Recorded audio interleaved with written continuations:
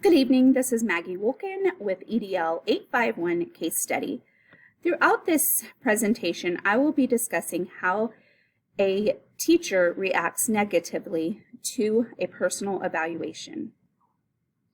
Section 1, Case Summary. Throughout this case, there are three main characters: the building principal. Throughout this presentation, I will be acting as the building principal because the building principal was unnamed in the case information. Ms. Stevens, who is a classroom teacher, and her students that are within her class. Let's discuss what happened for there to even be a situation to discuss. I have received notification that Ms. Stevens was due for an evaluation this year, so I had been in and out of her classroom several times.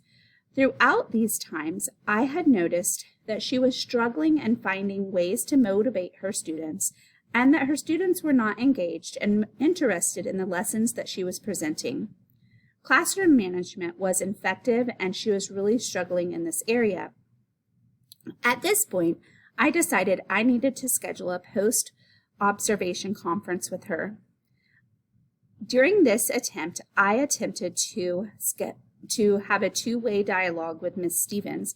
However, Ms. Stevens became very irritable and hostile of any suggestions that I gave, and she was very defensive. At that point in time, I decided I would visit her classroom one more time before submitting the summative evaluation. My follow-up visit showed me that Mrs. Stevens did not make any changes within her classroom, and several of the issues still arose. Now let's discuss the when, where, and why of this situation. We are nearing the deadline for me to be submitting the final teacher evaluations. When I observed Mrs. Stevens, she was in her classroom, and when we had our post-op observation, I was in my office. Mrs. Stevens is unhappy about the evaluation results, claiming that the evaluation was inaccurate and unfair. She did not deserve the ratings she received. However, she feels that it's my fault and that I had a negative impact on the behaviors in her classroom, and that I had not provided her with enough guidance and support to be successful. At that point in time, during our post-op observation meeting, I had told her that I was considering not renewing her contract. She then threatened me to take the issue to court. Let's discuss if there was any legal or ethical issues surrounding the situation. Has anyone been harmed by the action or decision of another, and if so, why? In what way? Ms. Stevens could lose her job, so she has not been physically harmed in any way. However, her mental health or her emotional health could be hindered because losing your job can be very stressful, and she feels that she has been treated unfairly. The principal has experienced some frustration with Ms. Stevens' unwillingness to professionally discuss issues and to receive my actionable feedback. So at this point, nobody has physically been harmed. However, there has been some frustration and some discussions that have been a little heated. Does the action or situation contravene an existing law? That really is depending on the board policies and the negotiated agreement. I was unsure where this case was taking place, so I am just using the board policy and negotiated agreement for USD 413. And if she was employed in my district, there would be no legal violations because she is not tenured yet. And there were no breach of contracts or discrimination surrounding this case. So let's decide what actually happened. The building principal has made an evidence-based decision not to renew the contract of one of his non-tenured teachers, but she feels the decision was made unfairly and has indicated that she plans to put up a fight if and when the recommendation is given to the school board. Looking at the facts, there was not very much information within the case, so I did have to kind of dig, and there was a lot of unknowns within the case. We do know that the people surrounding this case study was Ms. Stevens, the classroom teacher, myself, the building principal, the students within her classroom, and possibly the future students that she could have, because she was not engaging the current students, so we want to make sure that next year's students are also going to be successful. Teachers, there could have been a mentor teacher or possibly a PLC committee that she was part of. However, that was unknown information, and the Board of Education and the superintendent. Because I was unsure of where this situation took place, I kind of just used my own school board and pretended as though this was taking place at USD 413, which is a rural community, and teacher turnover is not really unheard of, but retention rates are generally pretty high.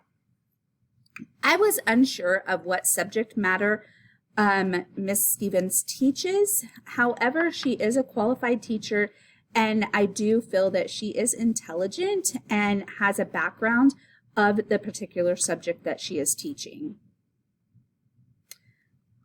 Now we're going to prioritize and review the information that was given to us. Ms. Stevens' contract, if it is not renewed, it can cause damage to her individually because she will have to find a new job. This could be difficult for her if other districts find out that her contract was non-renewed. Other teachers may become upset about the situation if they do not like the outcome. However, I do not feel that other stakeholders or students will be affected because her students and community are not benefiting socially and academically for her class, from her classroom. The situation's outcome may be damaging to both the reputation of myself, the principal, and Ms. Stevens if people disagree with us. The Board of Education definitely will have some consideration to decide on the recommendation and determine whether or not the renewal will be accepted. The non-renewal would be accepted. However, they have not been consulted. I have not consulted with any mentor teachers or any other teachers, as this is an evaluation process, and this matter has been private between Ms. Stevens and myself. If these were real people, I would use the documentation that was gathered to make better decisions and to learn more about the situation. At this point, I do not have enough information to really make a decision. However, I do have some ideas to help me handle this situation. So let's review those in section 6. So I'm going to offer 3 different options that could take place. And the first option would be to just proceed as though nothing has happened and recommend to the superintendent and the Board of Education for non-renewal of Ms. Stevens' contract. Some consequences that we could face with that is that she would no longer be employed by our district.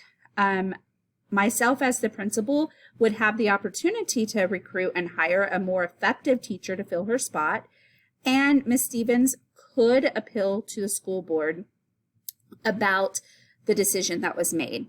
Number 2 would be to revise the evaluation paperwork and recommending renewal of the contract. However, this could cause some consequences because Mrs. Stevens would then be granted tenured and may not be motivated still to improve or change anything within her teaching styles. Option number 3 would be to suggest putting Mrs. Stevens on an improvement plan for the upcoming school year and create or purchase a new evaluation tool that provides more evidence for each evaluation and observation. I really feel that I need a new tool to use because the check sheet that I was using during observations did not provide me with the adequate documentation to determine where the teacher actually needs more assistance in her classroom. And this could also create more consequences because Ms. Stevens may still leave because of the situation is so upsetting to her. Let's evaluate these options. If I went down through my list of things that would be positive for my school building and making that final decision, the only option that really hit all of these areas was option 3. So I will need to really think about how to introduce option 3 to Mrs. Stevens. My best option would be to place Ms. Stevens on an improvement plan, create or purchase a new evaluation tool as a district. I really need to do this with my district and all the administration throughout the district so that we're all evaluating each one of our team members in the same fashion and we are able to collect that same documentation. I will also need to make sure that I'm following all guidelines and policies in writing a plan of improvement for Ms. Stevens. Now let's think about the steps of implementing this plan. I will need to involve some stakeholders, and that would be Ms. Stevens, myself as the principal. I will need to involve the Board of Education, the superintendent. I will possibly need to discuss having a mentor teacher for Ms. Stevens, and we need to move forward with a grade level or department team to build a PLC that will assist Ms. Stevens. So the next steps that I will take for implementing this plan I would need to inform the superintendent and Board of Education about my decision and make sure that it's a viable option. I need to find out if I can delay the 10-year decision until after the improvement plan is fulfilled. I will set up a meeting with Ms. Stevens to make sure that she is in agreement of a improvement plan, and throughout that meeting I will make sure that I ask one other person to sit in on the meeting, such as a mentor teacher, an assistant administrator, or the superintendent. I will work collaboratively with Ms. Stevens to develop the individual learning plan. I need her to do a self-evaluation also, just to see what she feels that she could improve. And then we need to take both of those evaluations and determine how we can move forward to make her a successful teacher. I will put together a PLC for Ms. Stevens to be part of, and this will be her department team or grade level team. I will also make plans for Ms. Stevens to begin meeting with her PLC regularly. I would like this to happen at least weekly. I will also place Ms. Stevens with a mentor teacher and we will need to determine what the guidelines are for the mentor teacher and what those procedures are for the mentor program. With this, I would like Ms. Stevens to be in and out of other teachers' classrooms and evaluating the learning of students in other situations so that she can improve her teaching as well. So some outcomes and consequences that may arise when implementing this plan. Ms. Stevens could be angry. She could, so that is why it's important that I have that other person present, just to make the environment more professional and not so hostile. Ms. Stevens is going to be overwhelmed. No matter what evaluation processes, teachers are nervous and they become overwhelmed. So it is very important that I provide continuous feedback and support throughout this entire process with her. Ms. Stevens may even be angry and insulted, and she may just choose to resign. And if that does happen, I need to begin the recruitment and hiring process fairly quickly to make sure that I can find a high quality candidate to fill her position. So what happens if this plan just does not work? I will need to have a plan B. I will need to continue with the non-renewal and talk to the attorneys and the school board and superintendent, because she has threatened to take this to court if she is not renewed. And then I will need to plan to take action steps to improve the evaluation and supervision system, regardless of whether or not Ms. Stevens remains in the district. That is one thing that we definitely need to improve. We need to have a schedule. Teachers need to know when they are going to be evaluated. We need to make sure that we have a policy in place and a good evaluation tool in place. My reflection for this assignment: in completing this case study, it gave me the opportunity to take all of the knowledge and skills I gained in EDL 851 course and think about how it applies to real life situations. In analyzing the case and thinking about possible solutions and outcomes, I was forced to think about the principal's role in building professional capacity, cultivating a collaborative professional culture, recruiting, hiring, and retaining high-quality teachers, nurturing professional learning, and implementing PLCs. Most of all, sustaining an efficient and well-balanced observation and evaluation system that is designed to promote the current and future success of students and adults. Thank you for listening.